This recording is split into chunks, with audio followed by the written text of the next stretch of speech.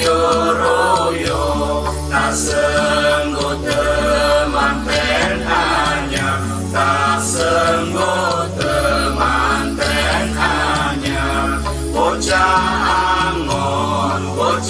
angon penek no blimbing kuwi lunyu penek no kanggo masuk dodot tiro kanggo masuk dodot tiro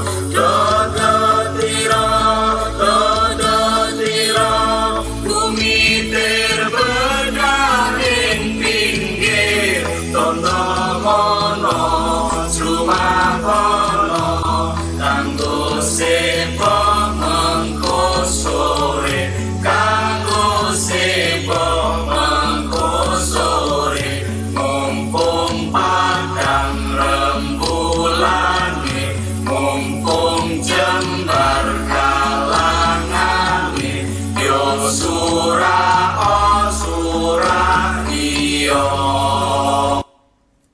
Baik. Nah, teman-teman, bismillahirrahmanirrahim. Assalamualaikum warahmatullahi wabarakatuh.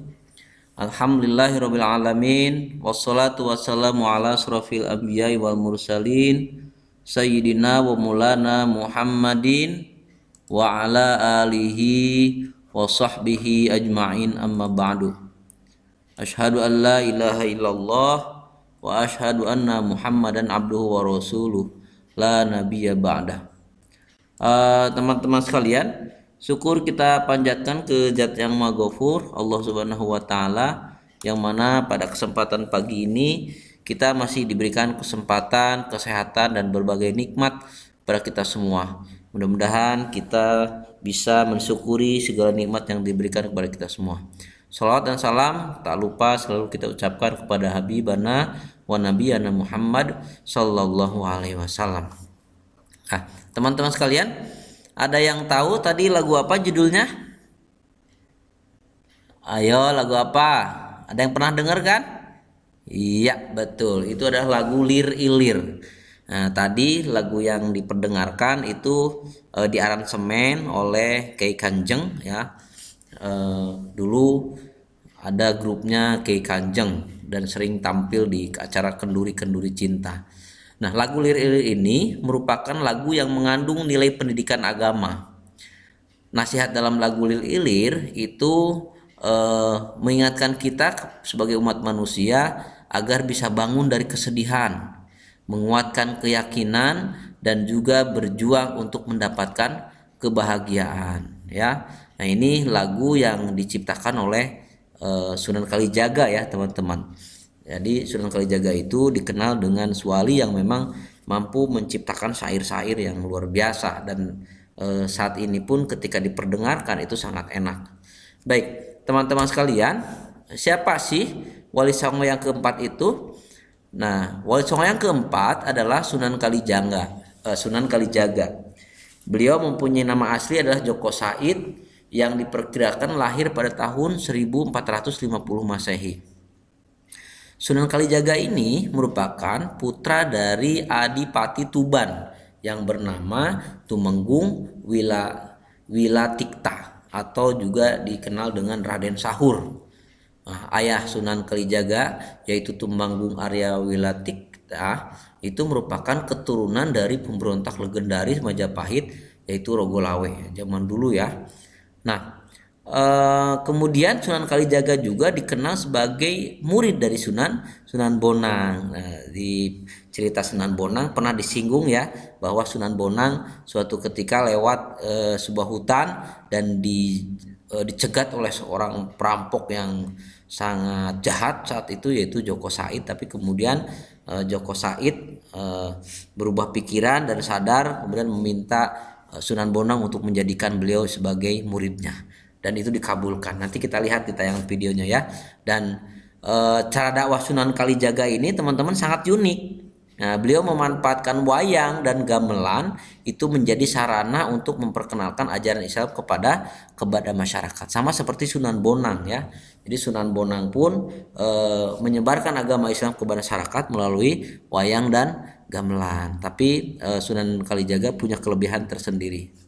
Oke, nah teman-teman sekalian, melalui syair atau kidung yang berbahasa Jawa inilah Sunan Kalijaga mengajak masyarakat untuk mendalami agama Islam, mengajak masyarakat untuk lebih mendekatkan diri kepada Allah. Misalnya tadi ya, tembang ilir-ilir. Kemudian juga ada Kidung Rumekso ing nguni. Nah, begitu juga ada lagu-lagu lainnya, misalkan Teri Putih ya, Turi Putih dan sebagainya. Itu sangat populer di masyarakat hingga saat ini. Nanti teman-teman boleh cari di Google, misalkan lagu-lagu karangan Kiai atau Sunan Kalijaga, itu nanti banyak tuh. Nah, teman-teman sekalian, saat berdakwah pun dengan menggunakan wayang kulit, itu Sunan Kalijaga mengganti cerita-cerita wayang yang sebelumnya tentang Ramayana dan Mahabharata yang merupakan cerita dari ajaran Hindu, itu dirubah dengan memasukkan cerita-cerita Islam. Bahkan tokoh-tokoh pewayangan pun yang tadinya berbau Hindu itu diubah dengan nama-nama yang Islami, sama seperti yang dilakukan oleh Sunan Bonang ya. Nah, kenapa demikian? Karena itu ada tujuan yang dilakukan oleh Sunan Kalijaga, yaitu untuk memasukkan dan mengenalkan nilai-nilai Islam kepada masyarakat tanpa disadari oleh masyarakat tersebut. Tapi pada akhirnya mereka pun dengan lambat laun menjadi tertarik dengan ajaran agama Islam. Wah, luar biasa ya teman-teman, sangat cerdas apa yang dilakukan oleh Sunan Kalijaga. Nah,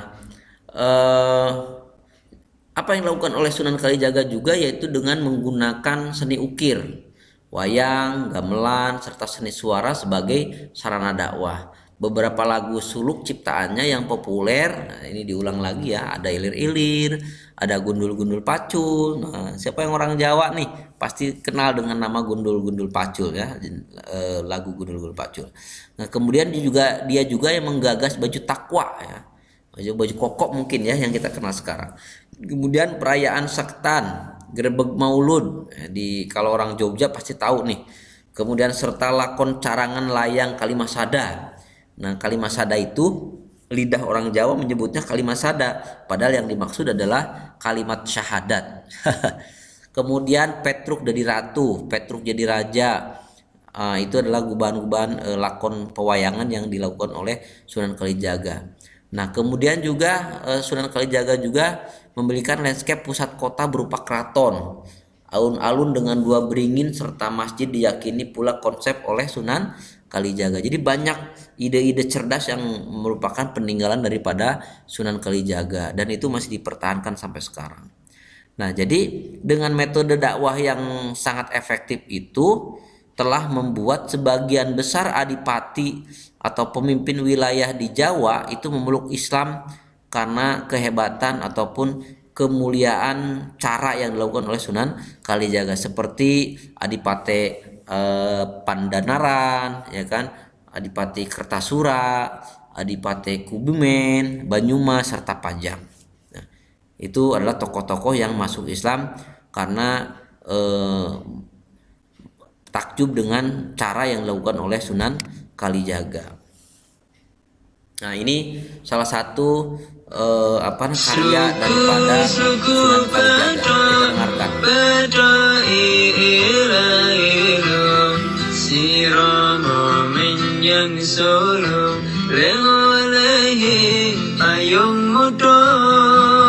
Boleh baca tuh artinya di bawah ya. Yang bukan orang Jawa pasti bingung apa ini artinya ya.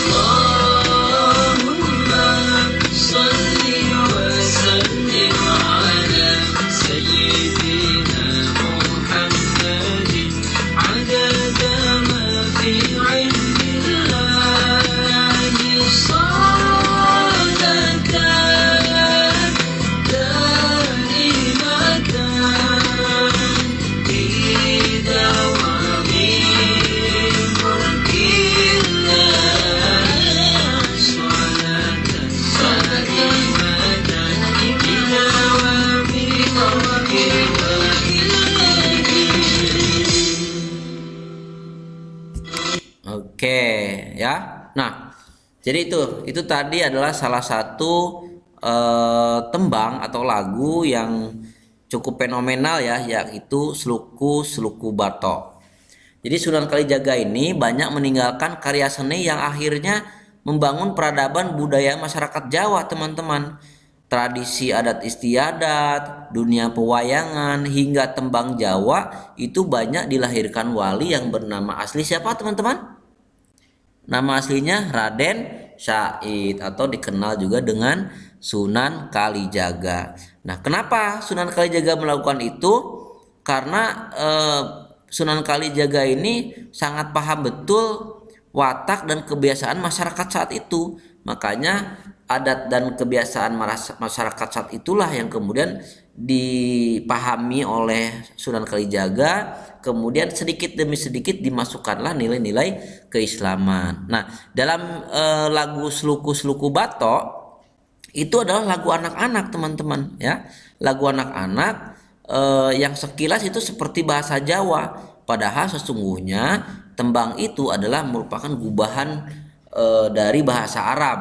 Ya, dalam tembang ini menyimpan makna filosofi tentang kehidupan masyarakat Jawa serta ajaran Islam. Ya, dalam lagu itu Sunan Kalijaga mengajak kita untuk menyelaraskan ya atau menyeimbangkan antara jiwa dan raga. Ya kan? Sluku Batok artinya jiwa dan raga harus dijaga supaya seimbang. Nah, kalau kemarin kelas 2 tuh main engrang batok ya, gimana perasaannya? Kan kalau nggak seimbang pasti jatuh ya. Nah, jadi kita harus menjaga tubuh supaya seimbang. Nah, batoknya elo artinya mengingat Tuhan agar hati kita menjadi tenang. Nah, itu makna yang dalam daripada lagu tersebut ya. Nah, teman-teman nanti boleh search lagi makna yang lebih jauh dari lagu itu. Nah, teman-teman sekalian, ini ada wejangan atau nasihat dari Sunan Kalijaga buat kita semua sebagai manusia supaya kita nanti bisa selamat di dunia dan akhirat insya Allah. Apa yang pertama? Nah, yang pertama nasihat dari Sunan Kalijaga adalah urip iku urup. Nah, ini bahasa Jawa ya. Artinya hidup itu menyala. Maksudnya apa sih?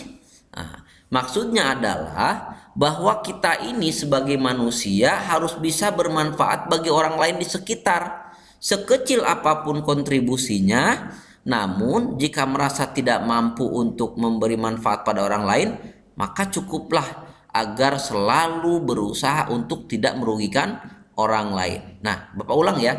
Jadi kita sebagai manusia harus berusaha bermanfaat bagi orang lain sekecil apapun. Jadi jangan berharap bahwa kita harus berbuat banyak kepada orang lain tapi nggak dilakuin. Cukup kecil tapi bermanfaat buat orang lain. Nah, tapi kalau tidak bisa gimana? Ya, kalau kita tidak bisa berbuat baik ke orang lain walaupun sedikit, maka janganlah kita menjadi orang yang merugikan orang lain. Jadi intinya ketika kita tidak bisa berbuat baik, tapi jangan juga kita membuat orang lain merugi. Luar biasa nih nasihatnya ya. Jadi kita harus menjadikan diri sebagai orang yang bermanfaat buat orang lain dan lingkungan. Nah, yang kedua, nasihatnya adalah memayu hayuning bawono ambrasto durhangkoro. Mempunyai makna bahwa manusia ini hidup di dunia harus mengusahakan keselamatan, kebahagiaan, dan kesejahteraan, serta kita harus mampu memberantas sifat angkara murka, serakah, dan tamak. Kenapa demikian? Supaya kita ini menjadi orang yang turut berperan atau terlibat di dalam atau sebagai penyelamat bumi, langit, dan seisinya, termasuk juga keselamatan dan keamanan segala makhluk yang hidup di dalamnya. Jadi kalau tadi kita paham yang pertama, nasihat yang pertama bahwa kita ini harus bermanfaat bagi orang lain, maka yang kedua ini ada aplikasinya, penerapannya dari sikap yang pertama, kita harus bermanfaat buat orang lain. Kalaupun nggak bisa membuat manfaat, jangan sampai kita menjadi orang yang merugikan orang lain. Nah, tindak lanjutnya dari peran yang kedua.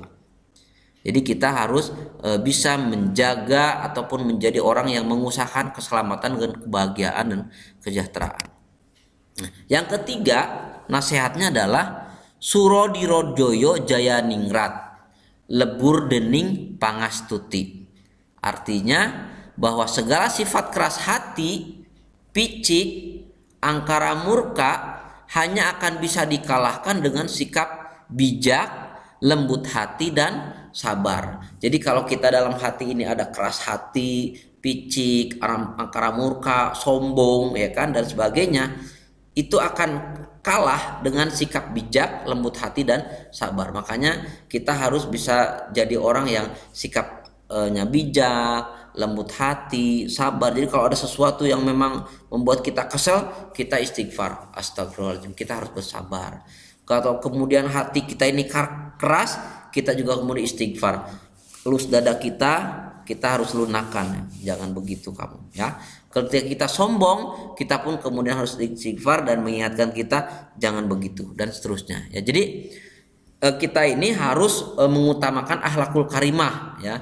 Tidak hidup di bumi dengan bersikap sombong dan juga tidak gemar membuat kerusakan di atasnya. Jadi kita ini harus benar-benar bermanfaat, ya kan, baik sesama manusia maupun kepada non manusia, jadi lingkungan, misalkan kepada alam dan seterusnya, ya.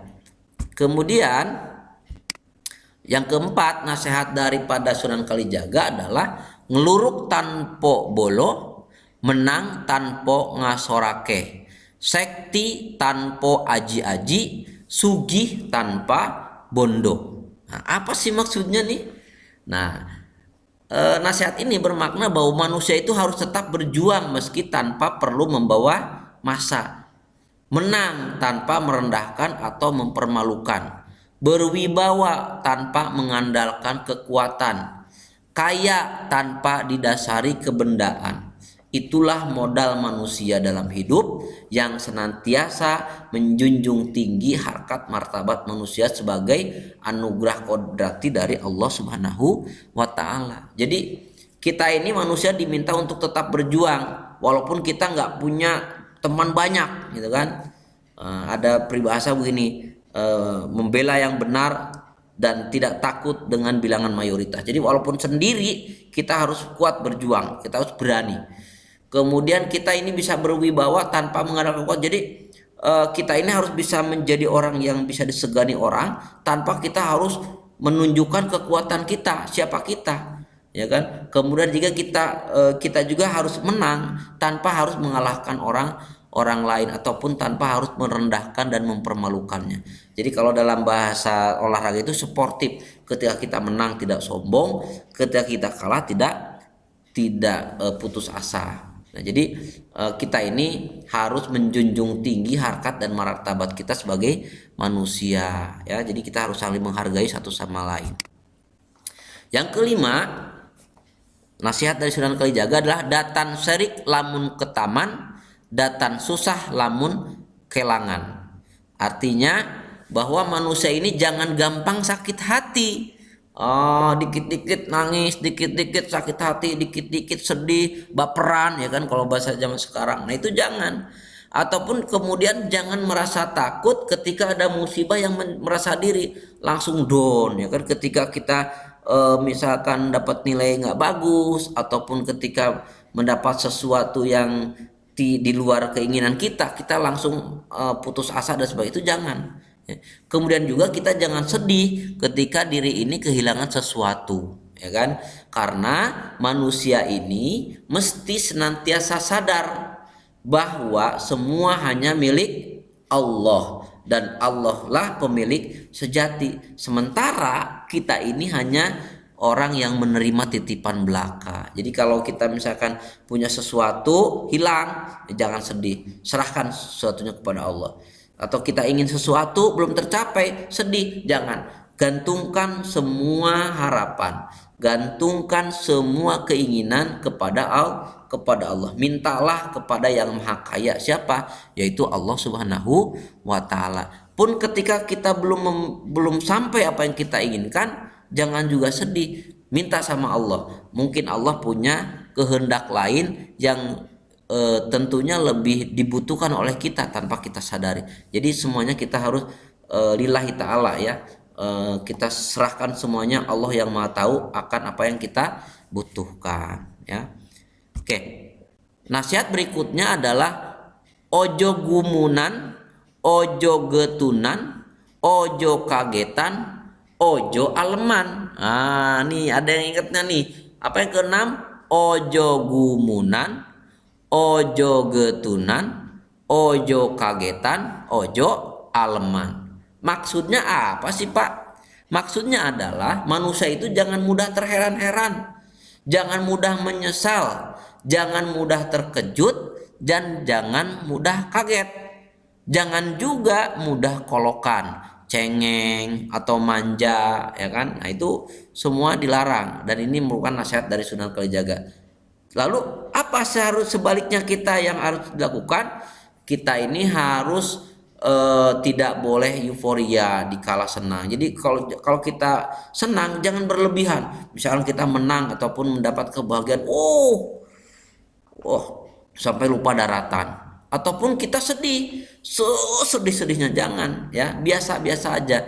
Melainkan kita harus tetap tenang dan tegar dalam segala keadaan. Ketika kita berhasil, ketika kita mendapatkan kebahagiaan, kita mengucapkan syukur kepada Allah. Ketika kita mendapat kesedihan, ketika kita mendapatkan musibah, juga kita harus bersabar kepada Allah. Ini adalah ujian dari Allah. Ketika dapat bahagia pun ujian. Kalau bahagia ujiannya apa? Apakah kita bisa tetap bersyukur tanpa kemudian sombong? Kalau kita dikasih ujian, apakah kita sabar dan bisa menerima cobaan ini atau tidak? Nah, itu adalah ujian dari Allah Subhanahu wa taala. Sedang dites kita itu, ya. Nah, nasihat yang ketujuh, ojo kuminter mundak keblinger, ojo cidra mundak cilaka. Ojo terus, ya. Ojo itu berarti jangan, ya.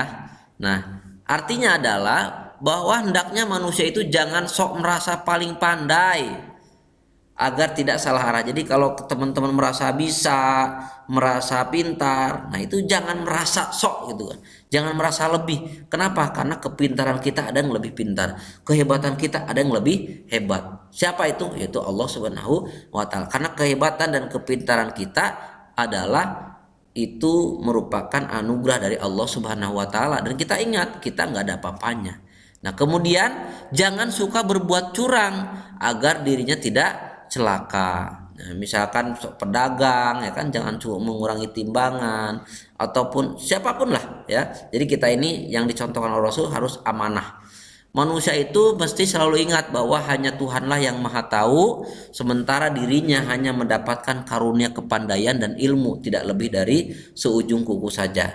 Maka dari itu sudah selayaknya kita sebagai manusia hidup harus berlaku jujur dan senantiasa teguh di dalam kebenaran, ya. Jadi itu adalah amanah ataupun wejangan yang diberikan oleh Sunan Kalijaga kepada kita semua. Nah, teman-teman, Sunan Kalijaga ini wafat pada usia 131 dan yang membuatnya wali tertua, ya, yang pernah hidup di tanah Jawa. Ia dimakamkan di pemakaman Kadilangu yang menjadi bukti bersatunya para ulama. Di mana Kadilangu? Kadilangu itu ada di daerah Demak, ya, teman-teman. Jadi beliau itu dimakamkan di sekitar pelataran Masjid Agung Demak. Oke. Nah, teman-teman, salah satu karomah Sunan Kalijaga adalah dia mampu mengubah beras menjadi pasir, kemudian mengembalikan lagi menjadi beras. Dan ini pernah dilakukan juga oleh wali sebelumnya, ya, teman-teman.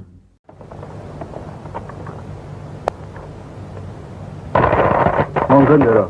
Ampun ragu-ragu, monggo lho. Monggo ndoro.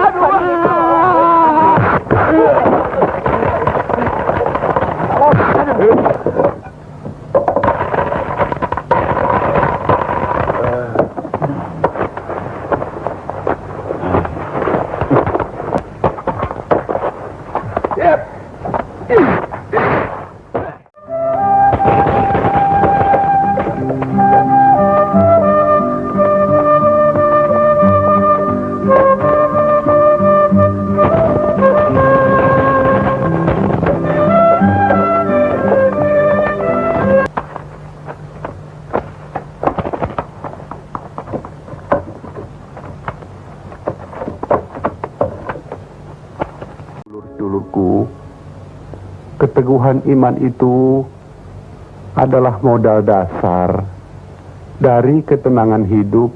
Jeng Sunan, Lebay, apakah sholat subuh tidak bisa siangan? loh, kenapa begitu?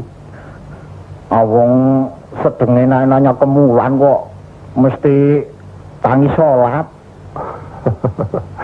Kalau tidak disengaja, ya boleh. Tapi seharusnya sholatlah pada waktu yang tepat. Daripadanya kita terlatih untuk menjadi orang yang bisa memegang waktu. Waktu yang tepat.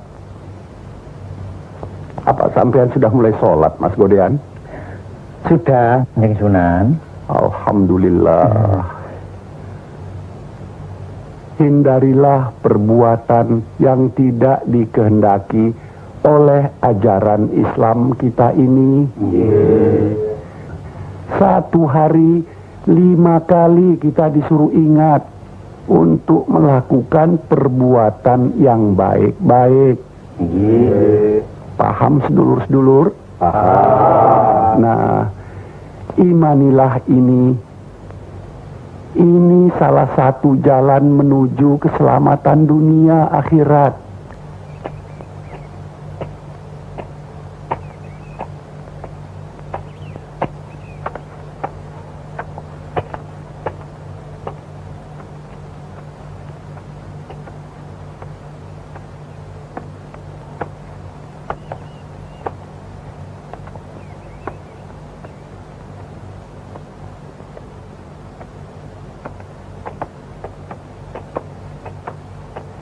Assalamualaikum warahmatullahi wabarakatuh. Waalaikumsalam warahmatullahi wabarakatuh. Maaf Kanjeng, apa boleh saya bertanya? Oh boleh, Kisana. Ada apa? Kanjeng belum seberapa tua, mengapa sudah memakai tongkat? Ya, sekedar untuk penunjuk jalan. Lebih-lebih kalau hari sudah mulai gelap. Boleh saya melihat tangkainya Kanjeng? Ada apa? Ada apa dengan tangkai tongkat saya? Bukankah sekarang Kisana sudah melihatnya dengan jelas? Saya ingin melihat tangkai tongkat yang Kanjeng genggam itu apa terbuat dari emas? Nanti setelah melihat, Kisana ingin memilikinya. Tidak, saya cuma ingin melihat. Jadi Kisana sedang mencari tongkat bertangkai emas? Iya Kanjeng. Sebaiknya tidak usah. Nanti timbul keinginan untuk memiliki yang bukan miliknya sendiri. Astagfirullahaladzim.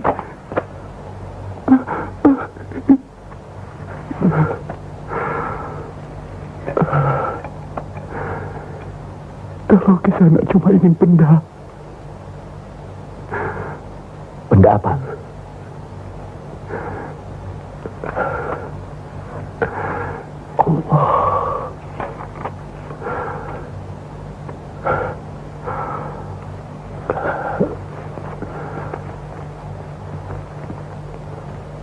Itu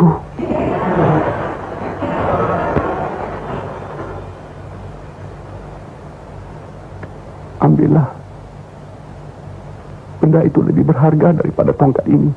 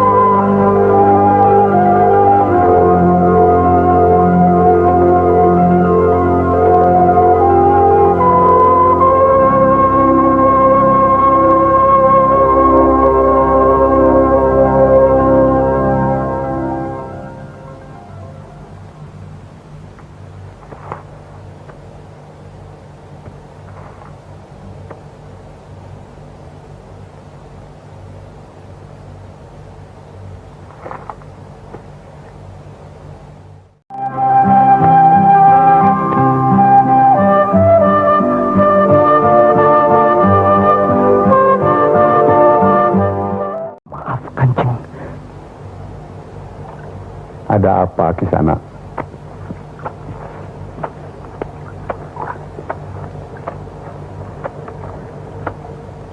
Mana kulang kalingnya?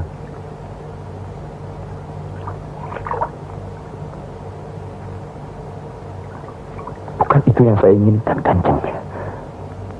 Kalau begitu, Kisana menginginkan tongkat bertangkai emas ini. Saya ingin diucang ilmu yang Kanjeng miliki. Misalkan air laut dijadikan tinta dan daun-daun di seluruh jagat ini dijadikan kertasnya, masih belum cukup untuk menuliskan ilmu Allah itu Kisana. Tidak sebanyak itu yang saya mau tuntut. Saya cuma perlu satu titik. Tunggu di sini sampai saya kembali. Ngesto akan tahu, Kanjeng. Allah.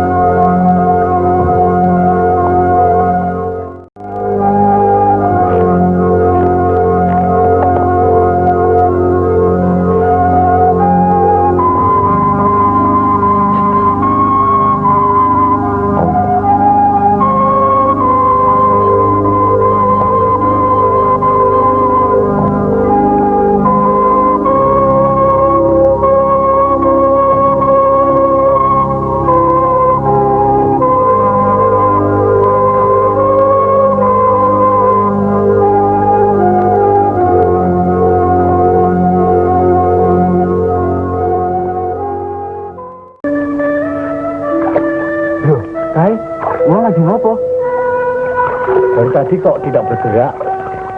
Wong patung kok. Nek patung yo ora iso bergerak, ya toh?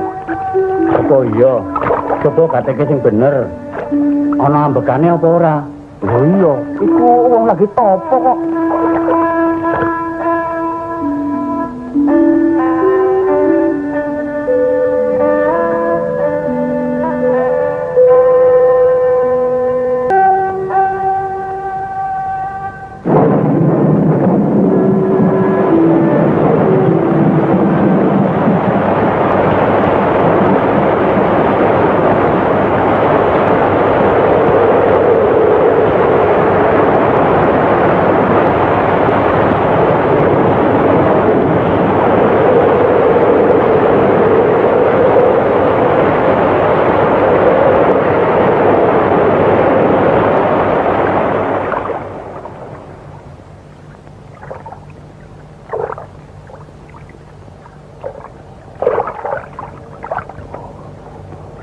Assalamualaikum warahmatullahi wabarakatuh.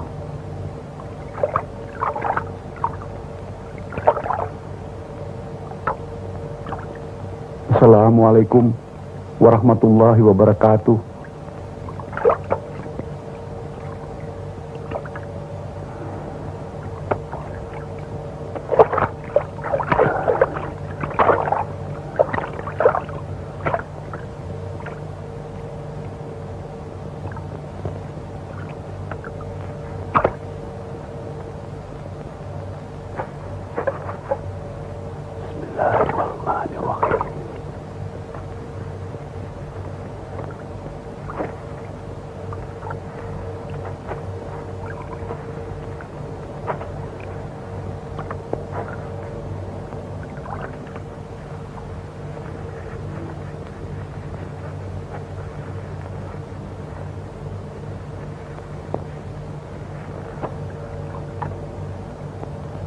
Allahu Akbar, Allahu Akbar. Asyhadu an la ilaha illallah. Asyhadu anna Muhammadar Rasulullah. Hayyalal shalah, hayyalal falah.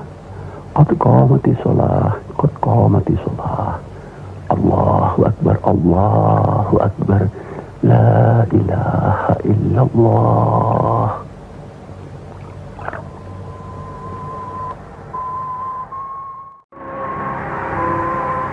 Untuk melengkapi ilmumu, Jebeng, pelajarilah semua ini.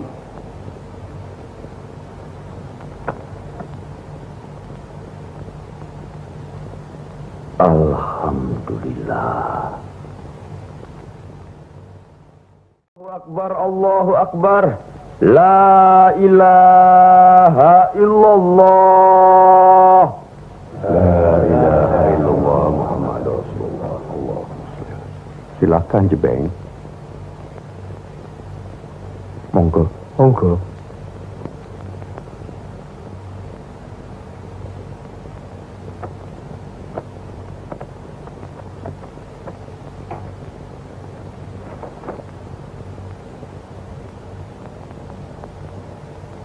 Allahu Akbar. Allahu Akbar. Allah.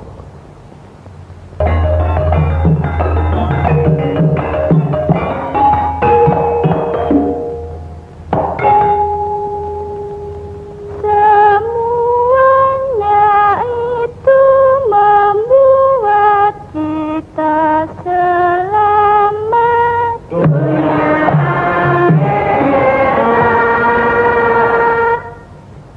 Mari kita menjalankan perintah Allah dan menjauhi larangannya. Ayo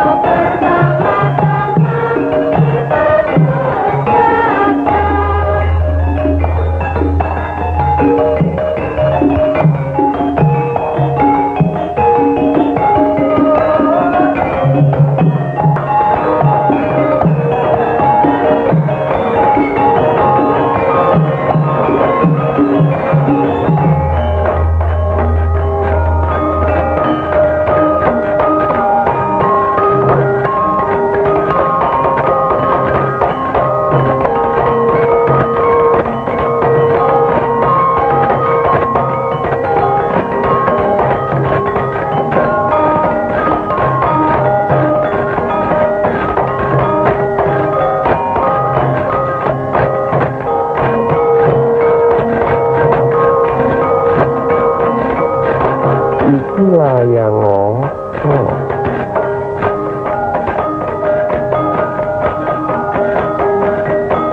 Seputrem, ikilah yang kalimah sodo. Kudu nyekliki. Saturunmu iso dadi ratu lan paringno marang kawulamu kabeh.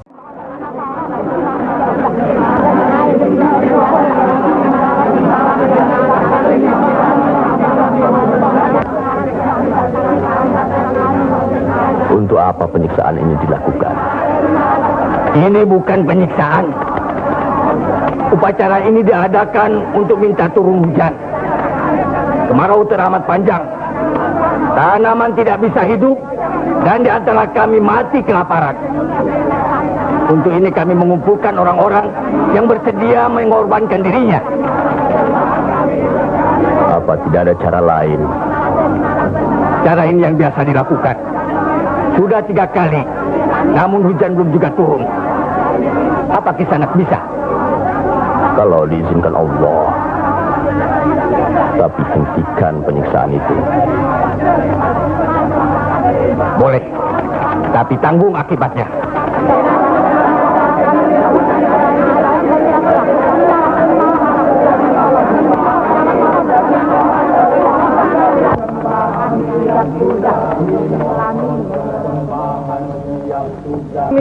Barokan birahmatika ya arhamar rahim.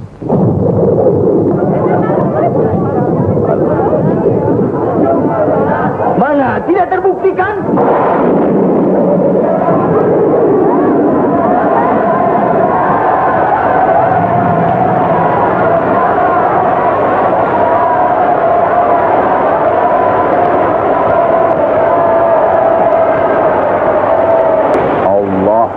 Subhanahu wa Ta'ala yang menciptakan langit dan bumi serta seru sekalian alam.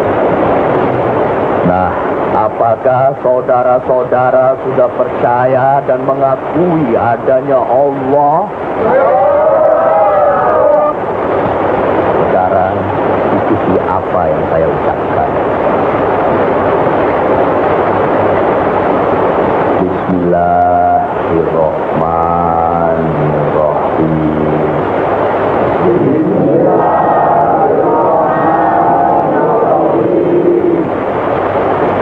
Ashhadu an la ilaha illallah.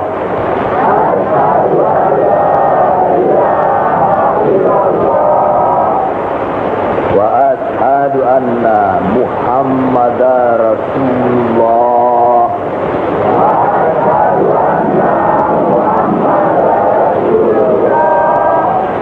Ashhadu an la ilaha illallah wa ashhadu anna Muhammadar Rasul. Jadi itu teman-teman ya, itu tadi cerita tentang Sunan Kalijaga. Mudah-mudahan kita bisa mengambil hikmah dari perjalanan dakwah yang dilakukan oleh Sunan Kalijaga, dan mudah-mudahan kita pun bisa mengamalkannya dalam kehidupan sehari-hari. Jadi kelembutan dan kebaikan cara dalam kita menyampaikan ke orang lain itu salah satu senjata ampuh supaya orang lain bisa menerima dan menghargai kita semua.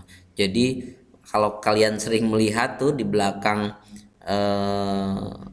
truk ada tulisan Anda sopan kami segan. Nah, jadi keseganan orang lain ke kita itu bukan karena sikap kita yang galak dan sebagainya, tapi karena kesopanan yang kita berikan. Jadi ketika kita berperilaku baik, insya Allah apa yang kita terima pun akan baik. Wallahu alam. Mudah-mudahan kita selalu dijaga oleh Allah untuk tetap istiqomah dalam berislam. Amin ya rabbal alamin. Demikian, mohon maaf. Assalamualaikum warahmatullahi wabarakatuh.